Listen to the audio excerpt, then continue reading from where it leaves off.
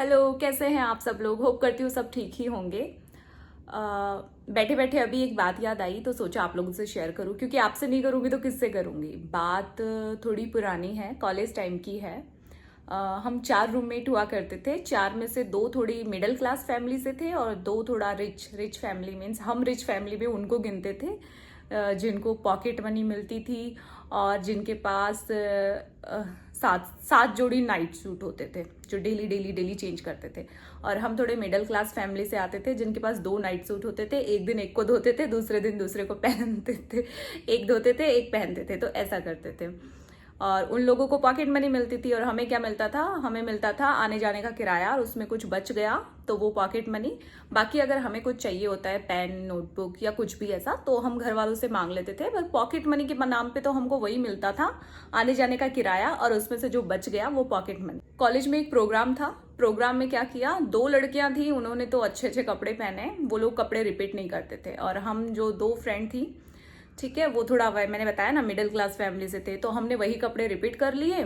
उनमें से एक ने बोला कि तुम लोगों ने ये कपड़े रिपीट क्यों करे, तुम्हारे पास कपड़े नहीं है, तुमने प्रोग्राम के लिए कपड़े नहीं बनवाए थे। मैंने कहा नहीं, ये कपड़े रिपीट करने में क्या हो रहा है, वैसे कौन से ये फट गए हैं या पुराने हैं, नए तो हैं ही ना। और हम नए कपड़ों को थोड़ा संभाल के रखते थे, अच्छे से इस्त्री वगैरह करके। उनमें से एक ने एक तरह से टोंट मारा कि यार थोड़ा स्टैंडर्ड डेवलप करो, है तुम लोग ऐसे कैसे रह रहे हो, जब तुम्हारे पेरेंट्स ने तुम्हारा इतने अच्छे कॉलेज में एडमिशन कराया है तो थोड़ा अपना स्टैंडर्ड उस तरह से रखो। और मैं एकदम स्पीचलेस, मेरे पास कोई शब्द ही नहीं बोलने को, क्योंकि हमने कभी ऐसा सुना ही नहीं था। हमने अपनी लाइफ में ना कभी कभी किसी को ऐसा बोला, ना किसी के लिए ऐसा सुना, ना बोलने की हिम्मत भी नहीं रखते हम कि हम किसी को जज कर दे उसके कपड़ों पे, उसके रहन सहन पे, उसके रिच और पुअर होने पे। ये सब चीजें तो हमने सीखी ही नहीं थी। और हमें, और सामने वाला इंसान आपके मुंह पे बोल जाए तो ये एक तरह से यूं हो जाता है कि वाह कितनी हिम्मत रखता है ये। मेरे पास तो अब कोई शब्द नहीं बचा था उसको बोलने के लिए। मैंने उसको बोला नहीं, ऐसा कुछ नहीं है कि पेरेंट्स दिला नहीं सकते, बस हमने कभी मांगा नहीं। बोलती क्यों नहीं मांगा। मैंने कहा नहीं मांगा क्योंकि हमारे पेरेंट्स हमारी फीस भर रहे हैं, हम 3 भाई बहन हैं, और वो बड़ी मुश्किल से हमें यहाँ पढ़ा रहे हैं, और हम उन पे और खर्चे, बोले कि नहीं कपड़े चाहिए, यहाँ लोग ऐसे रह रहे हैं।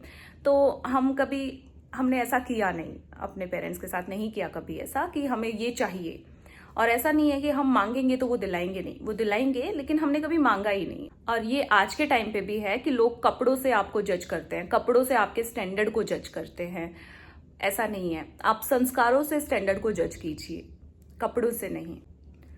और हमें अपने घर वालों ने यही सिखाया है कि अगर घर में एक रोटी हो और खाने वाले 2 हों तो चुपचाप करके आधी आधी खा लेनी चाहिए। बाहर किसी को नहीं बताना है कि एक रोटी थी हमने आधी रोटी खाई, ऐसा कुछ नहीं। कहते हैं ना, समय बीत जाता है पर बातें याद रह जाती है। इसलिए हमें हमेशा किसी को भी कुछ भी बोलना चाहिए ना तो थोड़ा सोच समझ के, क्योंकि हम जो बोल रहे हैं ना वो सामने वाले इंसान के मन में वो चीज घर कर जाती है। कि मार का निशान मिट जाता है, ठीक है, लेकिन जो शब्दों से किए हुए वार है ना वो हमेशा दिल में छप के रह जाते हैं। तो कोशिश कीजिए कि आप किसी से, आप हाथों से मार लीजिए किसी को, पर शब्दों से नहीं। शब्द हमेशा याद रह जाते हैं।